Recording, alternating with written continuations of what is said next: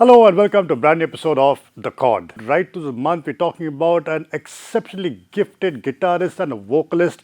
His name is Dave Matthews, originally from South Africa, but now calls himself an American and a person of the world. We have for you Dave Matthews Band. Now, what makes Dave Matthews tick? Well, basically, the whole idea is that even though his band is called Dave Matthews Band, there is no single leader. Everybody comes and plays their own music. So, how did Dave Matthews Band really get its name? Because when you're saying that, first of all, it's called Dave Matthews Band, so man, actually the band belongs to Dave Matthews. At the same time, you're saying there's no leader. Well, the reason being was when they did one of their first gigs ever, the person who picked up the phone and asked, "Okay, what do you want? Who's the one who's in this band?" And the guy who picked up the phone was Leroy, who was basically the one who used to play the sax. And he said, "Well, the guy's name is Dave Matthews." And so the man on the other side just wrote Dave Matthews, put band at the end, and that went and stuck up on the flyer. It was too late to do anything about it, but everybody thought that it got a good ring to it. What they were going to call it earlier was supposed to be Dumvela, which in Swana, a language in South Africa, means hello. Nobody really liked it, but they stuck with Dave Matthews Band.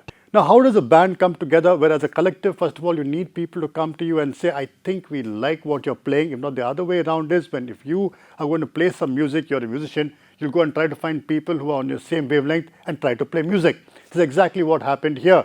Dave was a man who used to sit and bartend in Charlottesville in a small bar called the Millers, and you see these people come and playing like Carter on the drums, Leroy on sax, and decided he didn't know really what to do with himself, even though he was writing songs. A friend of his called Ross Hoffman, who basically was a lawyer, went up to him and said maybe he should record some songs. That's what he did, and that was history.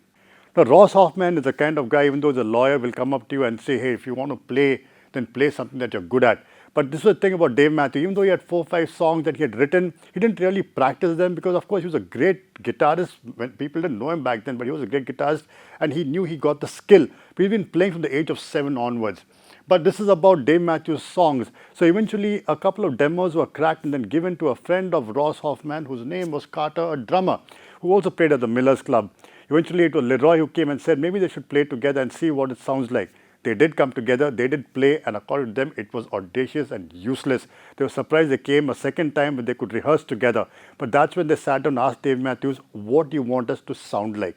That was the changing point of Dave Matthews. Now, the thing with Dave Matthews is he had a couple of songs down his belt, but didn't really know what to do with it. So, he was sitting and scratching his head, wondering what has to be done.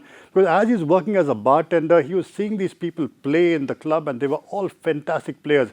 What he would say eventually was that he would give them huge, massive whiskeys to drink more and more, but no matter how much they drank, these guys who were playing would stick and would be good at what they are doing. Now, there were a lot of people who came to the club and went as musicians, but there were 4 or 5 of them that he wanted to play with no matter what happened. And one of those guys was Tim Reynolds. Tim Reynolds was a man who was really short. In fact, you look at some of the videos, you think to yourself, he's a guitar taller than he is, but he's such a fantastic presence on stage. And sometimes these two guys really team up together and make music like magic. We come to the end of this episode of The Chord. Catch me next week, same place, same time for more on The Chord and also what makes Dave Matthews tick.